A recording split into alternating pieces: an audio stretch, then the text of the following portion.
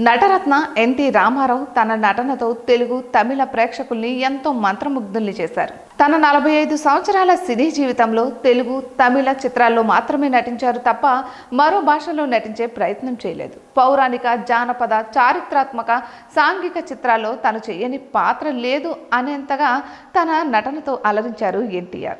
తండ్రి నట వారసత్వాన్ని పుణికిపుచ్చుకున్న అద్భుతమైన నటుడు నందమూరి బాలకృష్ణ. తండ్రిలానే అన్ని జోనర్స్లోనూ సినిమాలు చేసి ఈ తరంలో అలాంటి నటులు లేరని నిరూపించారు. బాలయ్య సమకాలీన నటులైన చిరంజీవి, వెంకటేష్, నాగార్జున వంటి హీరోలు తెలుగులోనే కాదు హిందీలోనూ హీరోలుగా ఎంట్రీ ఇచ్చి తమ అదృష్టాన్ని పరీక్షించుకున్నారు. అయితే వారిలో నాగార్జున మాత్రమే అప్పుడప్పుడు హిందీలో సినిమాలు చేస్తున్నారు తప్ప చిరంజీవి, వెంకటేష్ కొన్ని సినిమాలతోనే వెనక్కి వచ్చేశారు.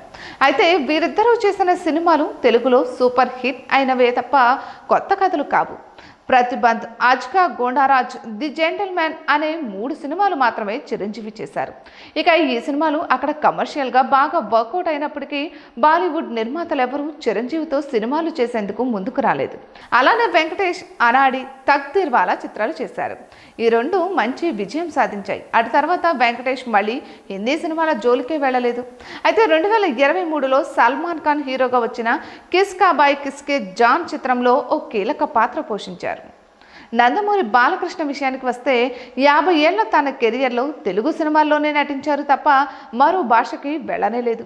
ఎన్టీఆర్ కొన్ని తమిళ సినిమాల్లో నటించారు. బాలకృష్ణ మాత్రం తెలుగుకే పరిమితమయ్యారు. అలానే మరికొన్ని సినిమాలు కూడా హిందీలోకి డబ్ అయ్యాయి. దీన్ని దృష్టిలో ఉంచుకుని బాలకృష్ణను బాలీవుడ్కి పరిచయం చేయాలని నిర్మాత ఎంఎం రత్నం భావించారు. తెలుగు, హిందీ భాషల్లో ఒకేసారి నిర్మించాలనుకున్నారు. అయితే తేజాబ్ చిత్రంలో బ్లాక్ బస్టర్ సాధించి నంబర్ 1 డైరెక్టర్గా పేరు తెచ్చుకున్నారు ఎన్ చంద్ర. అలానే తెలుగులో సూపర్ హిట్ అయిన ప్రతిఘటన చిత్రాన్ని హిందీలో ప్రతిఘాట్ పేరుతో రీమేక్ చేసిన విషయం తెలిసిందే. ఇక ఈ సినిమాకి ఎన్ చంద్ర దర్శకుడు. బాలయ్య బాలీవుడ్ ఎంట్రీకి అతనే కరెక్ట్ అని భావించిన రత్నం ఆయన ప్రయత్నాలను ప్రారంభించారు. చంద్ర కూడా ఈ ప్రాజెక్టుకి ఓకే చెప్పారు. బాలకృష్ణ, చంద్ర, రత్నం స్టోరీ డిస్కషన్ కోసం 4-5 సిట్టింగ్స్ కూడా వేశారు. బాలయ్యకు ఒక పవర్ఫుల్ సబ్జెక్టును రెడీ చేశారు చంద్ర. అప్పట్లో మాధురి దీక్షిత్ బాలీవుడ్లో నంబర్ 1 హీరోయిన్. ఎన్ చంద్ర డైరెక్షన్లో వచ్చిన తేజాబ్ చిత్రంలోని ఏక్ దో తీన్ పాటతో దేశాన్ని ఉర్రూతలూగించి ఓవర్ నైటే స్టార్ అయిపోయింది మాధురి. అయితే తనను స్టార్ని చేసిన చంద్ర డైరెక్టర్ కాబట్టి బాలయ్య కాంబినేషన్లో సినిమా చేసేందుకు ఒప్పుకుంది. అయితే అదే టైంలో చంద్ర బాలీవుడ్లో ఒక సినిమా చేయాల్సి వచ్చింది. దీంతో బాలకృష్ణ, మాధురి దీక్షిత్ సినిమాను పక్కన పెట్టారు. అలా 2 ఏళ్లు గడిచిన తర్వాత మరోసారి ఈ ప్రాజెక్టును పట్టాలెక్కించేందుకు ప్రయత్నించారు రత్నం. కానీ అప్పటికే బాలయ్య వరుస సినిమాలతో ఫుల్ బిజీగా ఉన్నారు. ఇక దాంతో బాలకృష్ణ బాలీవుడ్ ఎంట్రీ అనేది ప్రయత్నంలోనే ఆగిపోయింది.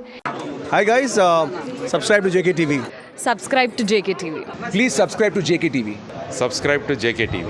హాయ్ అందరికీ నమస్కారం. Please subscribe JKTV. అందరికీ నమస్కారం.